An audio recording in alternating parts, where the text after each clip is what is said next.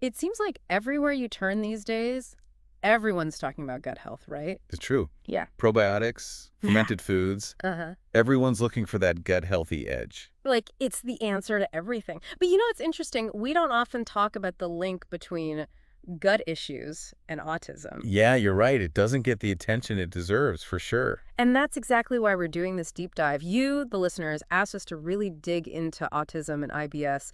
And honestly, the more research I do, the more I'm kind of blown away by how connected these things might be. Oh, absolutely. It's a connection that often gets overlooked, and it can have a big impact. For real. So we're talking irritable bowel syndrome, IBS, and just so we're all on the same page, can you give us a quick definition? Because it's more than just like having a sensitive stomach after a spicy meal. Right. It's not just a one-time thing. It's chronic, meaning it's ongoing. And it comes with some telltale signs like, pain in your abdomen, those awful cramps, bloating, and even how often you're going to the bathroom or the consistency. It's not always the same. And get this, one of the studies you send over said that up to 70% of kids with autism have some kind of gastrointestinal issue going on. Yes, 70% is huge. It really highlights how common this is. Right. Like that number made me stop and think. And it made me think about all the ways those symptoms could manifest.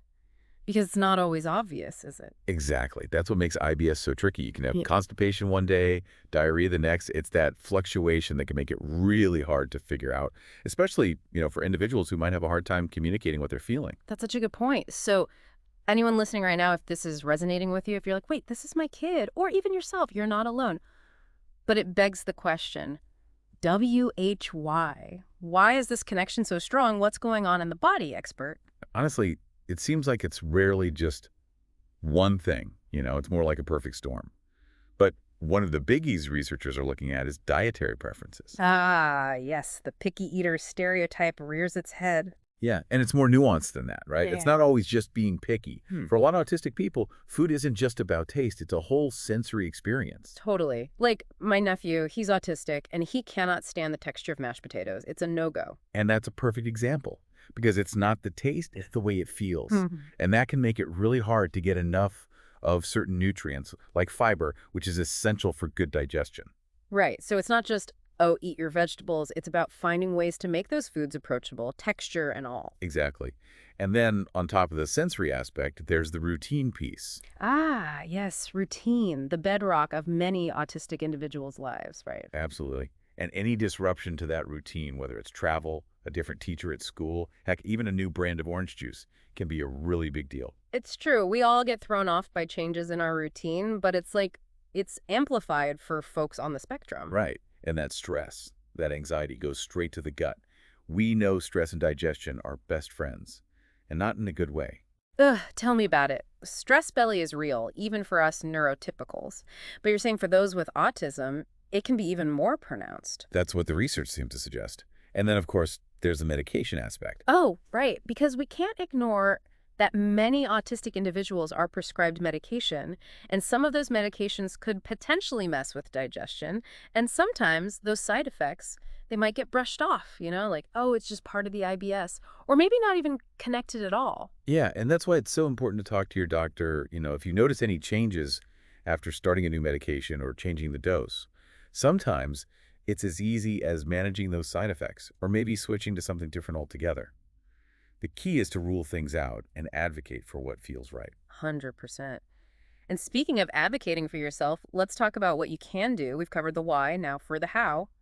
What did that cheap ABA resource have to say about managing these IBS symptoms? It's worth noting, even though these tips come from an ABA perspective, they're pretty universal for gut health, and one of the biggies is, no surprise here, diet. Ah, yes, the dreaded D word. But it's got to be more than just choking down more fiber, right? Especially if you're dealing with sensory stuff on top of everything else. You're preaching to the choir. It's got to be individualized. Yeah. Like instead of forcing down whole high-fiber foods, maybe it's smoothies, sneaking spinach in there so you don't even notice the texture. Or gluten-free bread that's usually higher in fiber than regular. Yeah. Little swaps can make a difference. Right. And this is where a dietitian who gets it, who understands autism and sensory issues, is invaluable, I'm guessing. Absolutely. They can help create a plan that's both good for you, A and D, realistic. taking into account all the food aversions and sensory preferences.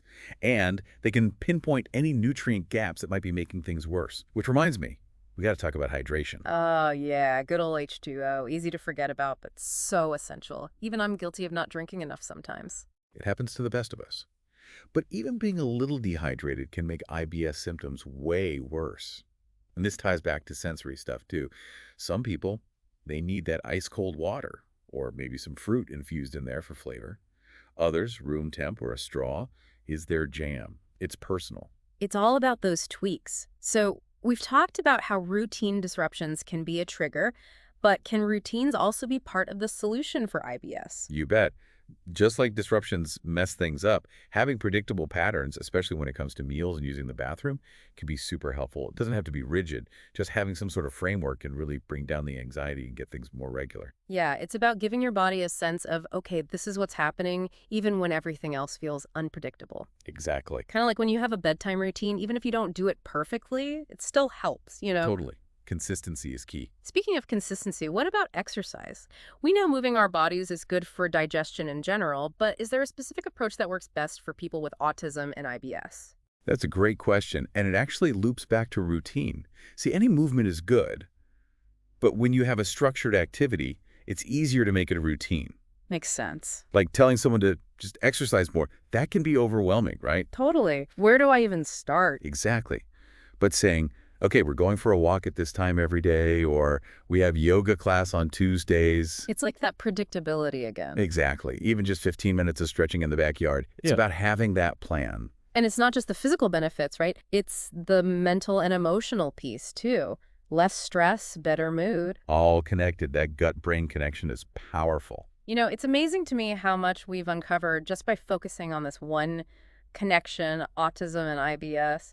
Makes you wonder what other links are out there just waiting to be explored. Right. And what's so cool about all this is that it gives us a new way of looking at things. How Well, we often focus on the more, I guess, obvious aspects of autism, like the social communication, the repetitive behaviors. But what if sometimes those are actually connected to something going on in the gut? like discomfort that's hard to express. Exactly. So maybe a meltdown isn't just a meltdown. Maybe it's triggered by, I don't know, stomach cramps that a kid can't articulate. Wow.